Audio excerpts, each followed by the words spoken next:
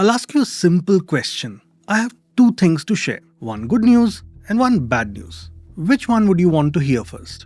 Most people ask for bad news, and they're not wrong to do so. As humans, we are wired to give more weight to negative experiences than positive ones. Losses, failures, criticism, and regrets stay with us far longer than praise or success. Negative experiences can linger for years while positive ones fade away in days. We quite quickly adapt to joy actually. A promotion soon becomes routine, but pain leaves a lasting imprint. We feel loss intensely, yet rarely notice the quiet absence of pain in our everyday lives. Over time, this tilt towards the negative often hardens into pessimism, shaping our expectations and worldview. Sometimes this imbalance goes further and affects how we think, decide, and behave, often without us realizing it. It influences our relationships, our confidence, and even how we interpret the world around us. In this episode, we'll explore why negative experiences dominate our mental space and how media amplifies and exploits this bias, and whether this instinct is something we should just live with or should we be reasoning and fighting it. I'm your host Sandeep Rao, and with that, let's get started.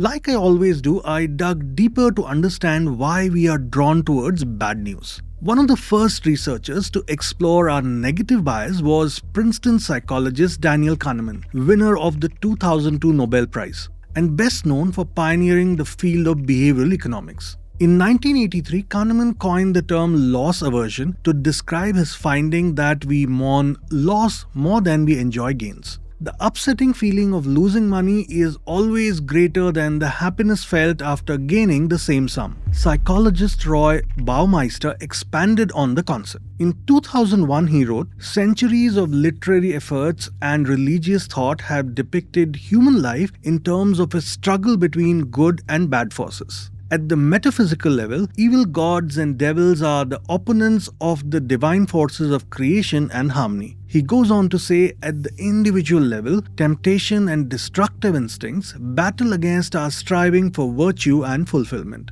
Good and bad are among the first words and concepts learned by children. After reviewing hundreds of published papers, Baumeister and team reported that Kahneman's findings extended to every realm of life: love, work, family, learning, social networking, and more. Bad is stronger than good, they declared in their seminal paper of the same title. It's no surprise as to why all day long the power of bad governs our moods, drives marketing campaigns, and dominates news and politics. But the question is, why does our brain create this imbalance, where we value negative events more and ignore positive ones? Baumeister, in his book The Power of Bad, has some answers. First, there is an evolutionary asymmetry because bad can kill you, good usually won't. This idea is what kept our ancestors alert to fatal dangers, so perhaps evolution selected for false positives, that is, overreacting to threats. Second,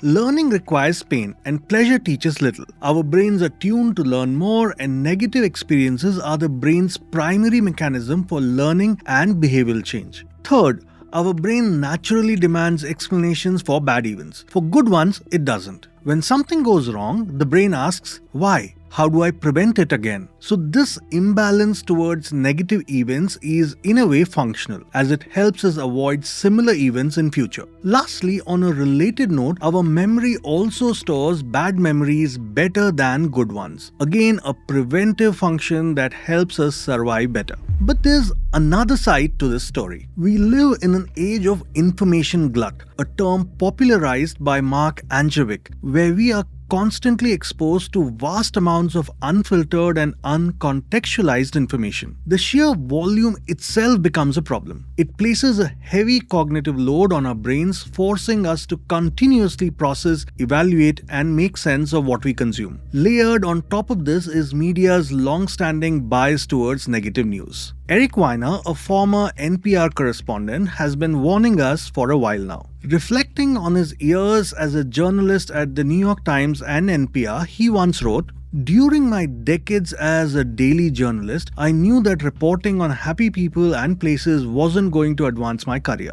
No one told me this. They didn't need to. The bad news bias is simply understood. If it bleeds, it leads, goes the cynical newsroom slogan. Seen through this lens, it's hardly surprising that both mainstream media and social media are saturated with doom and gloom stories. One influencer warns you about the hidden dangers of wax-coated apples, while another confidently predicts an inevitable market crash in 2026. Fear does travel faster than nuance and reason. Closer home, in the world of finance, things are no different. In a recent video, Pratik from 01 mentioned that one of the most frequently asked questions he gets is the market going to crash in 2026? That doesn't surprise me at all. Finance has always had its share of doomsayers, people who have built their entire careers around predicting the next collapse. They're often referred to as perma-bears. Look around and you'll find no shortage of them. Add to that a newer crop of influencers who thrive on amplifying fear, and you have a perfect recipe for anxiety-driven narratives. Now take a moment to look at these two thumbnails. Which one would you click on?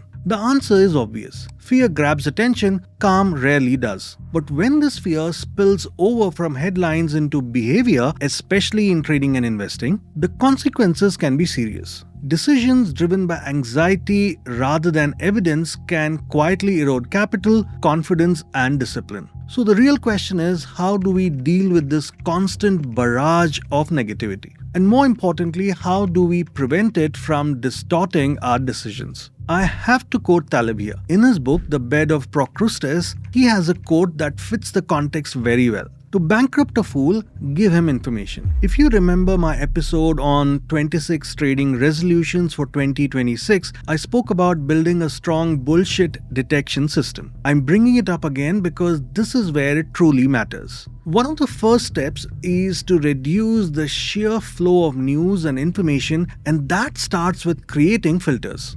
If you know a particular influencer or source that has higher probability of passing off fear or exaggeration as insight, you always have a choice. Mute them, unfollow them, or simply stop taking them seriously.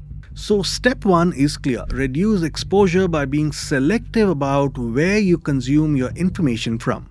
The next step is to learn how to contextualize information and add nuance.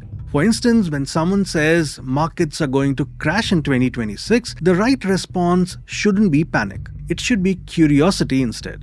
What does a crash actually mean? How is it defined? How often has it happened historically? When does it typically occur? And how long does it last? Then ask a more uncomfortable question. Who is making this prediction? And what expertise do they actually have? Do they have some hidden incentives that make them take this stand? Is there a way you can evaluate their previous predictions? When you approach information this way, clarity begins to emerge. You stop reacting to noise. And slowly you build the ability to withstand and even filter out the constant flow of negative narratives. That brings me to the next aspect. While I've been applying my own bullshit filters for a while now and doing my best to contextualize news and information, it's still hard to completely escape the doom and gloom. Sure, you can mute a few accounts or unfollow certain sources, but you can't really opt out of everything. Family WhatsApp groups, for instance, are always there to deliver their daily dose of dread and despair. So I, out of sheer desperation, went down a rabbit hole with a simple question. Is the world actually getting worse on average? That search led me to a remarkably insightful book, Factfulness by Hans Rosling. In it, Rosling shows how most people, including experts, consistently perform worse than random chance, sometimes even worse than a chimpanzee picking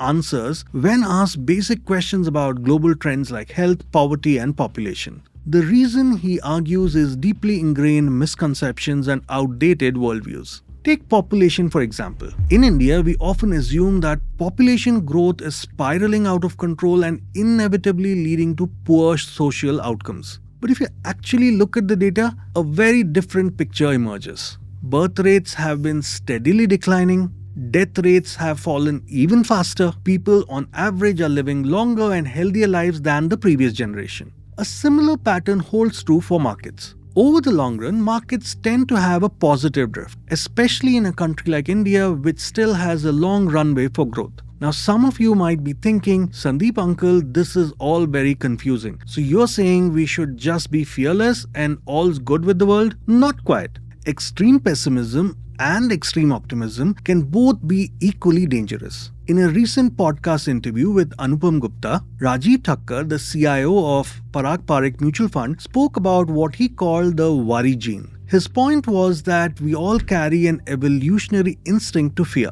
and that instinct has played a crucial role in helping us survive as humans. Something, he said, helped his firm survive and thrive all these years. It's a fair point. At the same time, being completely consumed by fear isn't the answer either. Reality, as it often does, sits somewhere in the middle. Over long periods, the world generally has been getting better. Within the larger arc of progress, there will always be pullbacks. Markets behave the same way. They react to news, they correct, and sometimes they fall sharply. That's part of the process. But this reality is very different from the influencer-driven narrative that the world is about to end in 2026 and it's time to start preparing your bunker. So the next time you see a fear-mongering influencer or news that claims that the end is near, you know what to do. That brings me to the end of this episode on why pessimism sells. We looked at how our brains are wired to prioritize negative experiences, how this bias is amplified by media and social platforms, and why fear-driven narratives are especially powerful in markets and investing. More importantly, we discussed practical ways to filter noise, add context, and avoid letting pessimism distort our decisions. If you found this episode useful, do consider subscribing to the channel. It really helps. I'll see you in the next one.